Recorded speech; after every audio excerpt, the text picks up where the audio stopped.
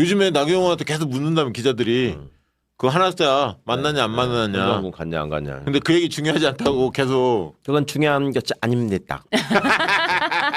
내가 더 이상 말 안 한다고 했죠. 이런 거. 야.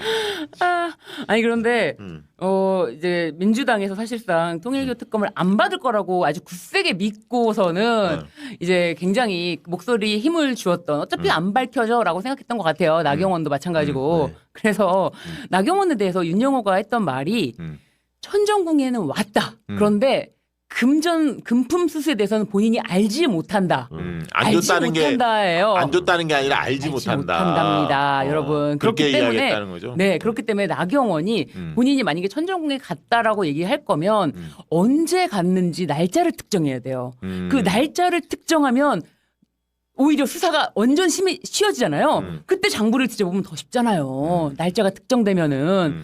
그렇기 때문에 나경원은 절대로 자기가 언제 갔는지를 얘기 안 할 거예요. 이제 입장을 바꿔놓고 한번 생각해 봅시다. 우리가 나경원이라면 천정궁에 한번 오시면 좋겠다고 초대를 받았어. 네. 근데 갔잖아요. 네. 왜 갔을까? 응? 왜 갔을까? 왜 가겠냐고. 그 사람이 천정궁을 가기로 결심하고 가는 동기가 뭐겠냐고. 구경하러 가? 아까 말씀하신 것처럼 돈과 조직이 탄탄한 뒷배를 얻기 위해서 아니, 가야죠. 뭐 그럼 꾸벅꾸벅 저런 걸어가. 사람이 그 가평 거기까지 가려면 꽤 걸려요 시간이. 근데 그 시간 들이고 기름 들이고 거기를 가가지고 네. 가서 인사하고 구경하고 아 여기 대리석 좋네요. 뭐 하얗게 예쁘게 지으셨네요. 이러려고 간 거야 거기를? 나경원이 어떤 사람인데 왜 나경원을 무시하는 거예요? 아니 그 정치인들이 뭐 저기 교회나 무슨 사찰이나 이런 데도 많이 가잖아요. 네. 왜 가 거기? 극락 가려고 가는 거예요. 천당 간다고 하는 거 왜 가는 거야? 거기를 가는 게 자기 선거에 도움이 되고 지지 기반을 넓힌다고 생각하니까 가는 거 아닙니까? 네. 나는 좀 황당하더라고요. 이놈들이 2027년에 대권 후보 내겠다고 목표를 세웠대요. 통일교가. 통일교가 당연히 그렇지. 세계 야. 평화를 이뤄야 되는데. 야, 씨. 그러니까 자기들이 지원했던 사람이 대권 후보가 되면 자기네가 내는 거잖아. 그렇지. 그런 근데 거지. 청와대도 사람 심는 걸 목표로 했다니까 윤석열 정권 청와대 멤버들 다 뒤져봐야 하고 그다음에 국민의힘 비례대표 뭐 딜을 했다 이런 이야기 나왔잖아요.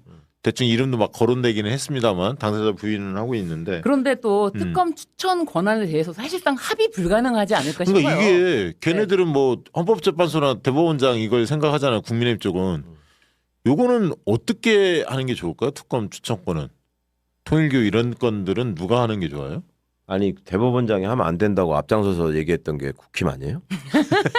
재판을 하는 사람이 어떻게 추천을 한다고? 그렇지 말이 안 되잖아. 안 된다고 했던 사람들 아니야? 모순이잖아. 애초에 옛날 민주당 특검법안 냈을 때 네, 네. 헌법재판소 정도 좀 뜬금없지 않아요? 뜬금없죠. 사실? 뜬금없는데 뭐 헌법재판소장 뭐 대법원장보다는 헌법재판소장이 낫지. 원래 이거는 이제 네. 국회가 다수당이나 이런 식으로 해서 뭐 이렇게 추천하는 거잖아요. 2명 내지 3명, 2명 정도 하면 대통령이 임명하는 거 그런 거 아닙니까? 네. 그럼 이렇게 하자. 민주당 하나, 국민의힘 하나, 1대1 추천을 해. 2명. 그 대통령이 임명하면 되지. 그런데 깔끔하잖아. 어쨌든 국힘에서는 이걸 진짜로 특검을 하기 위해서 이거를 던진 게 아니라 이걸 이슈 삼아서 그렇지. 민주당을 공격하기 위해서 이슈로 계속 공격 소재로 써먹으려고 던졌는데 민주당이 받을 줄 몰랐던 거예요. 정말 그치, 몰랐던 것 그치. 같아요. 그러니까 유일하게 이유가 하나였지. 통일교 특검 가지고 이 사람들이 먼저 얘기한 거는 네, 지방선거 다음에 하게 되면 네, 잘해야 대구 경북에서 당선되는 것밖에 없다라고 지난해도 알잖아. 알죠. 근데 이제 통일교 특검까지 하게 되면 부산 경남의 가능성이 생긴다. 네. 부울경에. 그것 때문에 그런 거지. 그런 거예요. 근데 그렇잖아. 지금 제가 듣기로는 전재수 전 장관 같은 경우가 그 저도 주변에 물어보면 네. 정말 굉장히 자신 있게 이야기한다는 거예요. 그러니까 통일교 인사들 만날 수는 있잖아요. 네. 아까 뭐 그리고 뭐 책 뭐 샀다. 그러니까 그런 우호적 관리 대상으로 있긴 있었던 것 같아요. 왜냐하면 부산에서 해저터널 막 이런 거 하려고 하면 민주당 쪽은 다 반대하니까 뭔가를 연결선을 가지려고 끊임없이 노력을 했을 거예요. 근데 대다수는 다 국민의힘들이 배지였기 때문에 국민의힘 집중적으로 공략했을 거고 이게 관리 대상으로는 있었던 것 같아. 그러니까 뭐 책도 사고 뭐 이랬을 것 같은데 전재수 전 장관은 지금도 단 한 푼도 받은 적이 없다. 직접 내가 받은 적은 절대 없다. 이렇게 강하게 말씀하시거든요. 봐봐. 네. 나경원과 전재수가 얼마나 태도가 차이가 있는지. 전재수는 뭐 나오니까 갔다고 하잖아. 네. 그 내가 형님 누나라고 하는 사람들이 네. 와서 저기 하고 뭐 이거 듣고 사진 찍자고 뭐 하는데 뭐 어떻게 안 하냐 이거 설명을 하잖아요. 설명하지. 나경원은 묻지 마세요. 그게 핵심적인 문제가 아니라고 하면 갔다고 하면 되잖아. 근데 그 얘기는 하지 말고 핵심적인 문제가 아닙니다. 이것만 하잖아. 그러니까 그게 왜 그러겠냐고. 아, 그거 언론이 이제 나경원이 생각하는 핵심은 갔냐 안 갔냐의 문제가 아니고 왜 갔냐에 있는 거거든. 그렇지. 언론이 이제 그 있잖아요. 저기 누구지? 늘 등장하는 그 미츠올, 윤상현 네. 또 나오더만 이름 나경원 뭐 이런 사람들 있잖아요. 네. 통일과 연루설 그거 좀 파헤쳐 봐야지. 너무 조용해. 그런데 아니, 어쨌든 사람들이. 국힘이 버틸 것이다. 오히려 특검 추천 관련해서 막 이렇게 여러 가지로 목리를 부리고 버틸 것이다. 그렇다면은 이게 흐지부지 무산될 수도 있다라고 의견을 내는 사람들이 막 있더라고요. 아, 어떻게 그래요? 보시나요? 저는 그렇게 되면 민주 시민들이 가만히 안 있을 것이다. 그거는 민주당이 단독으로 처리하면 돼. 그러니까요. 아니 저게 국힘은 침대 축구를 할 거예요 분명히. 네. 아니 그 돈 받은 자들이 가만히 있겠습니까? 맞아. 하지 말자고. 하지 말자고 이제 계속 그러겠죠. 오늘 네. 어제 오늘 계속 그러고 있었을 이제 이렇게 텐데. 하겠지. 아 요즘 보니까 경찰 뭔 특검이야. 아니죠. 특검에 대해서 굉장히 자신들이 원하는 방식으로 그러니까 여당 계속 빠져라. 주장하고. 여당 빠져라. 특검 임명에는 전적으로 자신들이 해야 된다. 맞아. 그렇게 이렇게 주장하겠네. 하겠죠. 네네. 아이 무슨 경찰 잘하고 있는데 맞아. 특검 얘기 꺼내는 아니 거예요. 근데 권성동이가 이미 구속돼 있는 마당에 그렇게 할 수는 지네가 없잖아. 당사자인데 네. 그렇지. 이미 하겠다. 차라리 그런 식으로 하면 둘 다 빠지고 그러면 네. 저기 뭐야 교섭단체 아닌 정당에서 그러면 추천하는 거예요. 그러면 조국혁신당 한 명, 조국혁신당, 개혁신당 한 명, 진보당. 진보당 한 명 이렇게 추천하라고 그래. 근데, 자유민주당 이렇게 해갖고 대통령이 지명하는 걸로. 그런데 그렇게 하면 심지어 그렇게 하는 게 민주당 차라리. 의원만 특검하면 됐지 이러면서 얘 나머지 누가? 국힘당 그런 식으로 지금 국힘당에서는 아니, 실드를 치고 그건 있죠. 진짜 그렇지만 이거는 어떤 난관이 있더라도 이거는 반드시 저는 통과가 될 것이다. 이게 앞단이 네. 아까 권성동 나왔고 네. 그다음에 당원 대규모로 가담했고 네. 뭐 이런 거 다 앞에 국민들이 알고 있잖아요. 덮을 수가 없지 그거는. 진짜 웃겨질 거예요. 앞으로 이제 이거 가지고 음. 어떻게 거짓말하면서 또 침대 죽고 하는지 침대 한동훈이는 뭐라고 하는지 그리고 이놈들이 그 얘기 나왔더라. 어제 김영환 의원이 이야기하는데 민생 법안이 지금 한 200개 정도 있대요. 네. 근데 국민의힘 쪽에서 계속 침대 축구 필리버스터 다 하겠다 이러니까 지금 난리가 난 거야. 사실 민주당 입장에서는. 근데 이제 특검을 고리로 그거 갖고 협박을 계속 했던 거야. 특검 받아버렸네. 그거 이제 민생 법안 200개 필리버스터 할 명분이 없어졌잖아. 지네도 합의한 거 있고 지네가 낸 법안들도 있어. 네. 그래서 이 부분에 대해서 어쨌든 민주당이 이제 적극적으로 알려내야 돼 국민들한테. 네. 그리고 압박을 해서 빨리 통과시켜야 하면 통일교 특검 하는 김에 저 신천지 특검, 정광훈 특검 다 했으면 좋겠어. 한목에 하면 좋잖아. 좋지. 그런데 신천지랑 이제 정광훈 특검 물론 하면 좋은데 이 통일교에 같이 묻어서 하기에는 통일교 특검 자체가 너무 늦게 지연되는 그렇죠. 일이 별건으로 생기고. 해서. 네. 그래서 이제 어쨌든 그 부분은 조금 그래서 이제 특검이라는 건 당장 수사가 시작돼야 되는 부분인데 신천지는 뭐 수상한 냄새는 나도 지금 당장 뭔가 이렇게 그걸 해야 된다라는 그러니까 뭐 이슈를 딱 잡기가 어렵지 않을까. 신천지도 그 입당 많이 했을 것으로 추정이 되잖아요. 그쵸. 그런 게 좀 드러나야 돼. 뭐가 고리가 딱 잡혀야 돼. 정광훈은 너무 많은데 풀어주고 있고. 정광훈에 황당해. 대해서는 황당해. 그러니까 봐주고 검찰에서 있는 게 아닌가. 풀어주잖아, 지금 검찰에서. 검찰. 이거 어떻게 보시나요, 의원님 진짜? 아니 한 주 안 나오시니까 이걸 물어볼 데가 없잖아요. 아니 그 제가 어떻게 알아요? 정광훈한테 물어봐야지. 아니, 정광훈한테 물어보다니요. 검찰에서 영장을 보류했는데. 아 이거는 주진우한테 물어봐야 돼. 주진우가 통화 많이 하더라고. 저기랑 정광훈하고. 아니 그러니까 정광훈은 자기가 왜 풀려나는지 검찰이 풀어줬지라고 그러니까 어쨌든 간에 경찰에서 영장 신청을 해도 검찰이 이걸 보류해 버리니까 그러니까 방법이 없잖아요. 어떻게 해야 됩니까, 의원님? 글쎄 뭐 검찰이 그렇다기보다는 네. 정광훈으로 상징되는 어떤 그 집단이 무너지는 거를 걱정하는 거 아니겠어요? 그러니까 이거는 최대한 더 보강 수사 해가지고 빨리 기소해야지. 구속해야지.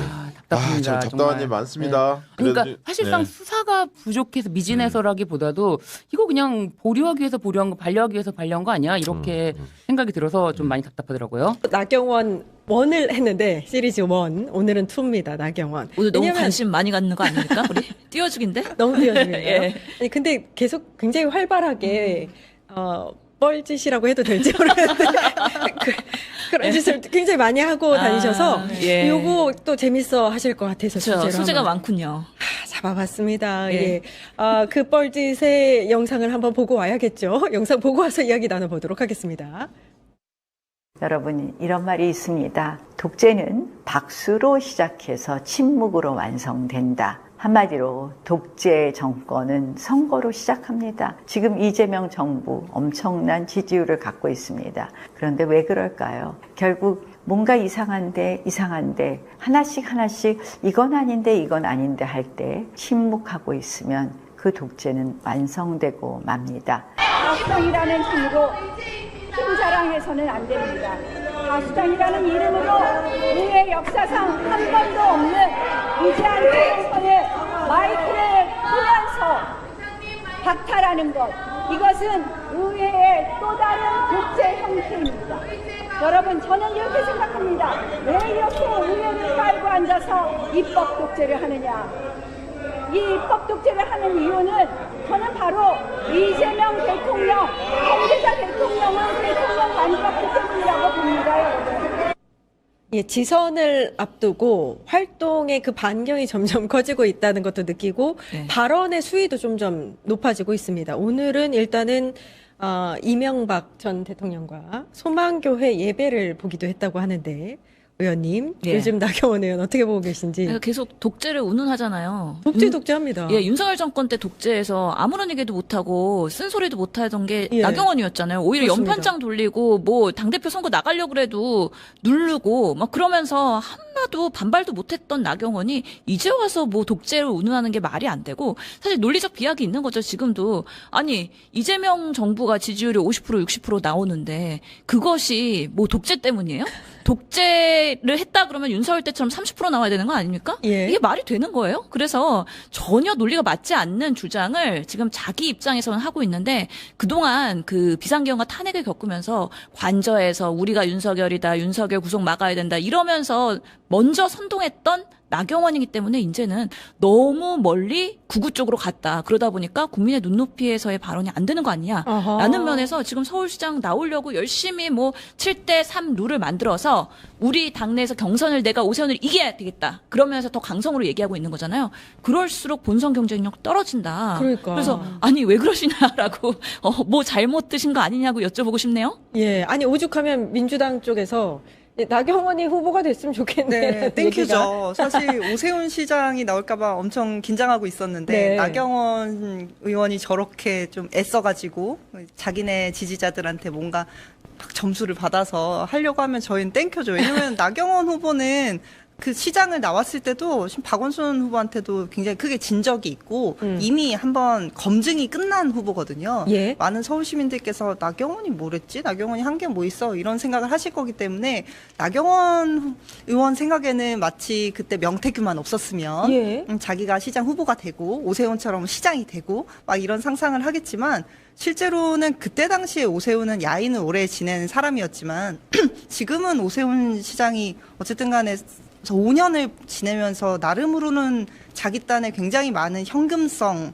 공약들, 선심성 공약들을 풀면서 지지율을 올리고 있단 말이죠. 이런 상황에서 나경원 의원이 되면, 자꾸 나경원 씨라고 말하게 되는데, 나경원 의원이 되면 글쎄요, 뭐 저희로서는 땡큐다. 서울 시민으로서는 뭐 민주당의 경선에 더 관심을 가지게 되는 어떤 효과가 있지 않을까 싶고, 어허. 나경원 의원은요, 좀 상상력이랄까요? 정치적 표현의 편협함이 굉장히 돋보이는 맞습니다. 의원이라는 맞아요. 생각이 들어요. 예. 왜냐면은 2019년에도 문재인 대통령을 향해서 신독재라고 불렀거든요. 예. 그러니까 뭘만 하면 자기 맘대로만 안 되면 다 독재를 붙인단 말이죠. 그렇죠. 근데 이번에 입법 독재도 도대체 무슨 법안이 문제여서 그게 입법 독재라는 건지, 이게 통과가 안 되면 안 돼야 되는 법이 있었던 건지 정말 동의할 수 없는 말들을 많이 쏟아내고 있습니다. 예. 요즘에 근데 원래 이렇게 친했나 싶을 정도로 이명박 전 대통령과 굉장히 자주 만나요. 18일에도 생일 맞아서 이명박 예. 전 대통령 생일 맞아서 국회의원 20여 명과 함께 그 예. 행사에 참석했다 이런 얘기도 있는데, 오늘 소망교회를 같이 갔어요. 그렇죠. 예배를 어디서 보느냐, 어느 교회에서 보느냐, 이거는 상징적인 의미가 있는 오, 거잖아요. 예. 그렇기 때문에 MB 하면 소망교회 아니었습니까? 네. 그렇기 때문에 MB와 티타임도 하면서 소망교회에서 같이 예배를 드리고 또 서로의 덕담, 그러면서 기사화하면서 하면서 계속해서 서울시장으로서의 후보 행보를 하나씩 차근차근 하고 있다. 원래 뭐 보수의 그런 큰 선거를 나가는 후보들은 기본적으로 MB를 만나고 그다음에 박근혜를 만나지 않습니까? 그래서 그 다음 행보는 예측이 분명히 되는 부분이기 때문에 이런 부분에 있어서 MB 대통령 당시의 청계천 복원 그리고 버스 환승제 정말 판타스틱합니다 하면서 치하하는 서울시정 그다음 후보는 나다라는 거를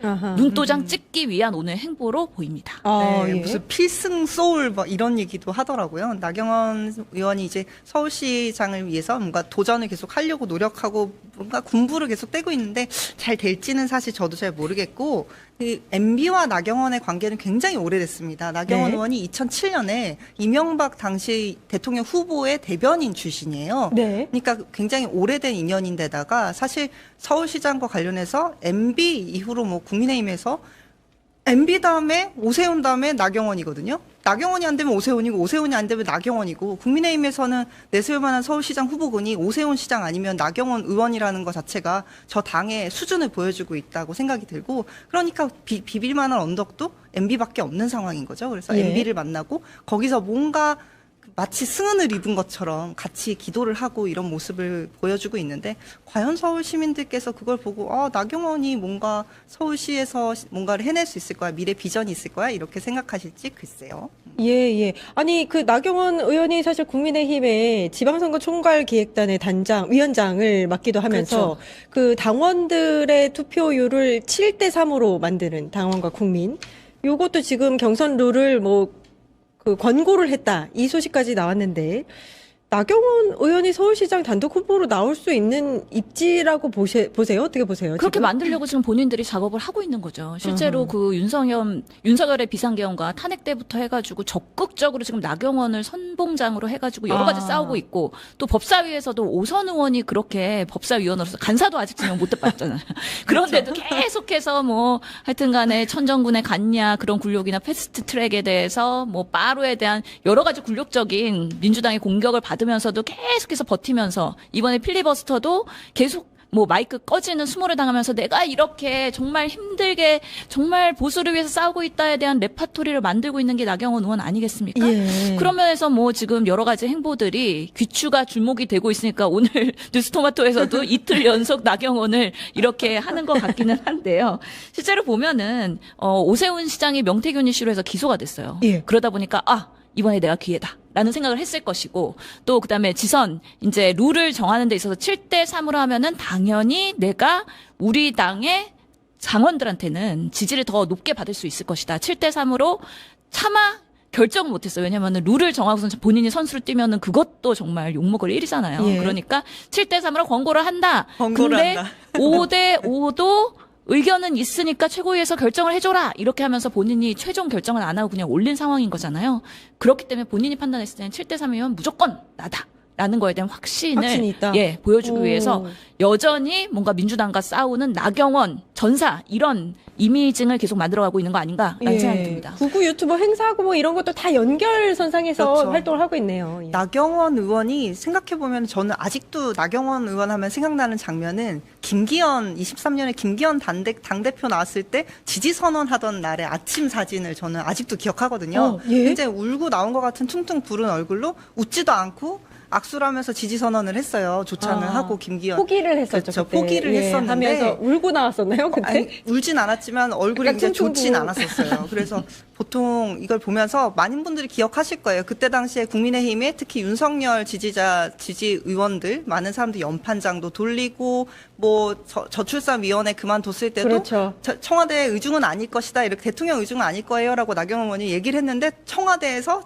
바로 아니 우리 의중 맞는데? 하고 여러 가지 잘랐잖아요. 네. 이런 식으로 굉장히 린치를 당할 정도로 윤석열 측에게 굉장히 괴롭힘을 당했는데 아하. 그 이후로 제 생각에는 장동혁 당대표가 되는 어떤 상황이 이 나경원 의원한테 굉장한 메시지를 줬을 거라고 생각합니다. 이 당의 구조, 당원들의 구조와 지지세가 이런 극우적인 세력의 지지를 받아야만 당에서 어떤 자리를 할 수 있구나를 깨달은 것 같고 그렇기 때문에 여기에 소구할 만한 극우적인 행보를 계속 보여야겠다라고 판단을 한 것 같아요. 그래서 예. 오선 의원님 말씀대로 법사위 간사를 한다는 거는 정말로 보통 있을 수 없는 일이거든요. 네. 정말 체면치레 다 내려놓고 이렇게 뭔가 하고 있는 상황인 건데 자기가 할 수 있는 건 다 던지면서 마지막 승부수를 던진다라고 저는 생각이 들고 글쎄요. 이 나경원 의원이 이런 방식으로 극우들을 또 자기 주체로 토론회를 불러가지고 그 무슨 포럼이냐면 그게